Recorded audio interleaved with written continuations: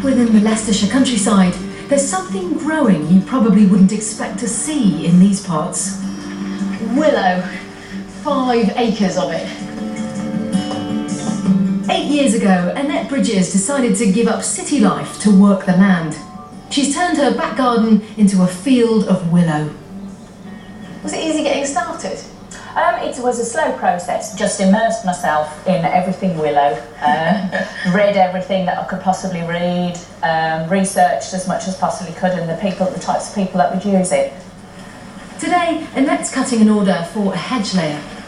And it's all done by hand? It is, yes. Yeah, very bespoke service for some of the hedge layers. They all have little light preferences. So either some will like them thicker, some like them more slender. Wow. So it just depends. How about this one? Is this all right? Yes, that's great. How many stems will you take out during your harvesting season? Oh, my goodness. Thousands. So me chopping these 5 isn't really giving you much of a hand. No, but it all helps. Yes, exactly, every little bit. And your harvesting takes place through the winter? Yes, from leaf fall to about the end of March, depending on conditions. A lot of people seem to think that we harvest all through the summer and have this fluffy bunny lifestyle where I'm out gardening in lovely weather, but no, it's grueling at times.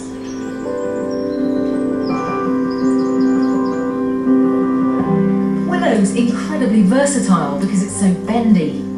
International artist Tom Hare can't get enough of the stuff. He sculpts on a grand scale and has challenged me to have a go at making a simple sphere. It's incredible stuff. Let me add another one in, and Yeah. you'll see how the structure starts to build up. So if you carry on now with this one, Yeah. so winding that long end Keep around. going around. That's grand. How long have you been doing this then? Around 15 years. Oh, a while.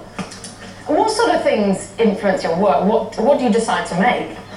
Well, I guess I'm inspired mainly by nature, but so the key thing is kind of magnifying detail. So like a child picking up small little things like shells and seeds, and then kind of scaling them into sort of giant pieces. Is that the idea, that you always make them bigger than real life? Yeah, and I like that particularly because it gives you, as a sort of viewer, a kind of childlike approach to the piece. You know, because it's kind of, whoa, look how big that is. Yeah, like that behind you, that sycamore scene. That's a whopper. It is. Beautiful, isn't it?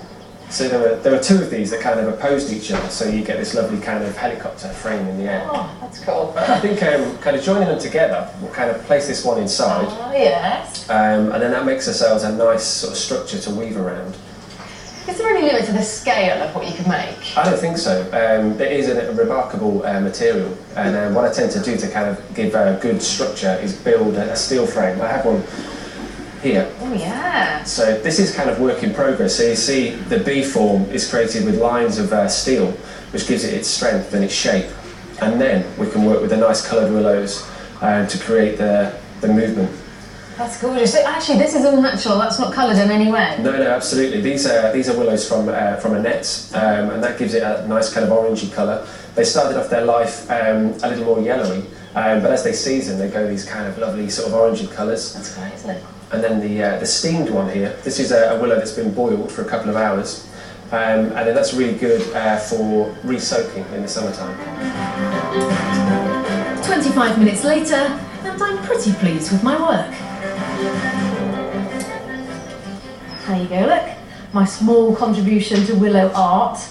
Perhaps better put to more practical use that I hope will be appreciated. Twycross Zoo covers 80 acres of Leicestershire countryside. It's the largest centre for primates in Europe. A large part of the zoo's work is conservation and research into